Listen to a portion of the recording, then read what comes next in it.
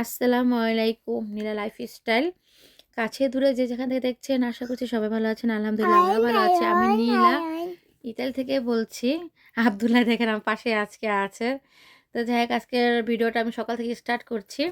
এই যে দেখেন আজকের সকালের আবহাওয়াটা একদম গরমের দিনের মতন খুবই ভালো লাগছিল। চতুর্পাশ রোদ উঠেছে, অনেক ভালো লাগে জমজমাট। আর যে ক্ষেতগুলো কিন্তু রানিং করার জন্য তারা কাজ শুরু করে দিয়েছে, শব্দ পাচ্ছিলাম।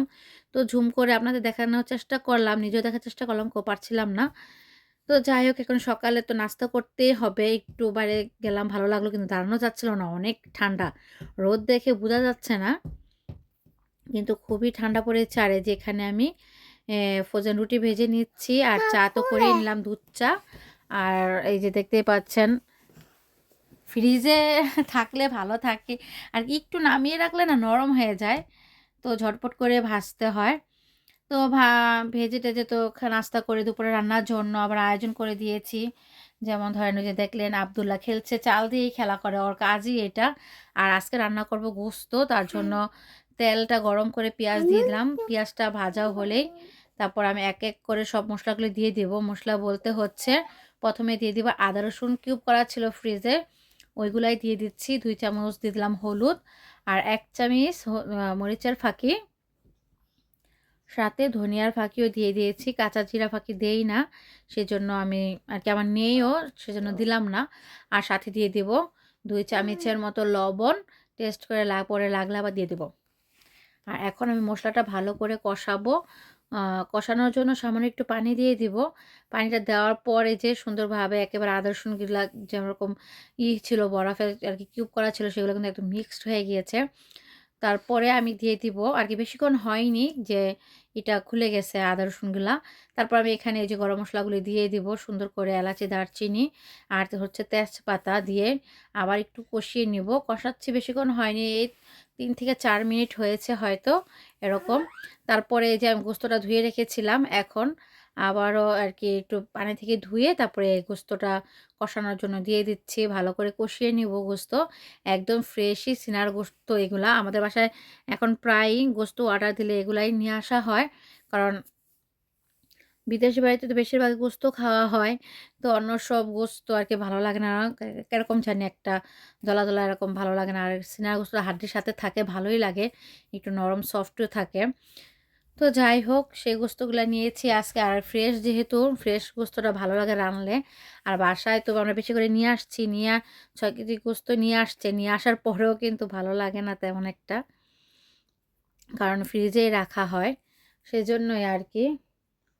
তো এই যে আমি এখন গোস্তটার ভিতরে কষানো সুন্দরভাবে হয়েছে। তারপর আজকে আমি কোনো টমেটো দিব না, কারণ সব খাবারই টমেটো দেয়, সব খাবারে গোস্ততেও টমেটো দিতে হয়। আজকে টমেটো ছাড়াই রান্না করবো। আর এই যে মশলাটা একটু কমই দিয়েছি, তার জন্য এরকম একটু সাদা সাদা লাগছে। আর এখানে একদম টকবকে গরম পানি দিয়ে দিলাম, তারপর এটা হচ্ছে। আর এই যে পাশের চুলায় কিন্তু আমি টমেটো চাটনি রান্না করব, সেটা অলরেডি বসিয়ে দিয়েছি হলুদ সামান্য, একেবারে সামান্য হলুদ থাকি, আর হচ্ছে রসুন কুচি, আর হচ্ছে পেঁয়াজ কুচি, আর দিয়ে দিব তেল আর লবণ তো অবশ্যই। দেওয়ার পরে সুন্দরভাবে এটা রান্না করে নেব। কে মাছ কিনবেন? তুমি কি মাছ বিক্রি করো বলো? এটা না তো কোশন বাবা, তাহলে কোশন মাছ। আচ্ছা ঠিক আছে, তুমি খেলা করো না। তারপর তো এই যে আব্দুল্লার সাথে একটু কথা বলে আসলাম, কারণ একটু কথা বলতেও হয়, নয়তো কি করে না করে আর কি। মেন কথা হচ্ছে একটু খোঁজ নিতে যাই একটু পর, তারপরে একটু ওর সাথে কথা বলি। আর কোনো সময় হাতে যদি মোবাইল থাকে একটু ভিডিওটা করে নেই। আর এই যে এখানে কিন্তু আমি দুপুরে রান্না বলেন, সকালের নাস্তা করেছি সেটাই বলেন, এখানে সকালের নাস্তারগুলি কমই তেমন রাখি না, প্রায় আমি পরিষ্কার করে নিই। আর এই যে আজকে 2টা চালও নেই, মনে করেন যে ভাত ঝরা দিয়েছিলাম, একবার নষ্ট হয়ে গেছে ভাতগুলা, ভুলেই গিয়েছি ভাত বসিয়ে আর কি হয়ে গেছে ওই মুহূর্তে। আব্দুল্লাহকে টয়লেটে নিয়েছে, তারপর বাসায় এসে আব্দুল্লাহকে ভিটামিন ডি খাওয়ালাম, ওর সাথে কথা বলছে আস্তে ধীরে। যখন পাখির ঘরে আসলাম তখনই ভাতের কথা মনে হইলো। আর কি দরজা থেকে যখন বের হয়েছি ভাতের এত গন্ধে পুরো বাসা ভরে গেছে। তো আইসা দেখি একেবারে অবস্থা খারাপ, ভাতগুলো একেবারে গলে গিয়েছে। তো কি আর করবো এখন। তারপর দুটা চালনে একেবারে সুন্দর করে ঝরা দিয়ে দিয়েছিলাম, তো আস্তে ধীরে এটা ঝরছে, তারপরে ঝরলে কি হবে, ভাতটা নরমই হয়ে গেছে। তারপর তো যাই হোক সবাই আলহামদুলিল্লাহ ভাবেই খেয়েছি। আর কি বলবো, আ একটু খারাপও লাগছিল। আব্দুল্লাহ বাবা ১০০ বার বলেছে, আর কারো কাছে তেমন খারাপ লাগেনি। আমাদের কাছেও ভালোই লেগেছে। তো দুপুরের কাজগুলি তো আমি এখন রান্নার পাশাপাশি সম্পূর্ণ সেরে নিব। মানে হচ্ছে সবগুলো করে নিচ্ছি, কারণ নয়তো লেট হয়ে যাবে। এই যে এগুলা নিয়ে প্রতিদিনই আমার করতে হয়। প্রতিদিনই আমার এগুলি কিচেনের আরকি একটা অংশ। এগুলা না করলেই না। লবণ পড়ে, তারপরে তরকারি নেওয়ার সময় ঝোল-টোল পড়ে। আবার না পড়লেও কেমন জানি দেখা যায়। তো মুছে রাখলে ভালো দেখা যায়। আবার আব্দুল্লাহও ফালায় একটু লবণ। ওর কাছে লবণ খুবই ভালো লাগে। তারপরে এই যে এই পাশটাও একটু মুছে নিব। আর দেখেন কত হাঁড়ি পাতিল জমা করে রেখেছি। ধুয়েছি আরকি, এগুলো এখনো রাখার সময় পাইনি। তো ভাবলাম যে একটু ঝরুক, পরে করব, রাখবো। কারণ ওই ঝুড়িগুলোতে আবার রাখতে হবে ফল। সেজন্য আমি বলছি যে একটু ভালো করে ঝরার পরে মুছে তারপরে রাখবো। আর এই দিকটা আমি ক্লিন করে নিই এই পাশ থেকে।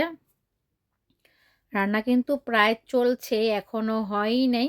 তো এই রান্না অবস্থায় আমি সব করে নেব, ঘর-দুয়ার ঝাড়ু দিয়ে নিব। সব পূর্ণ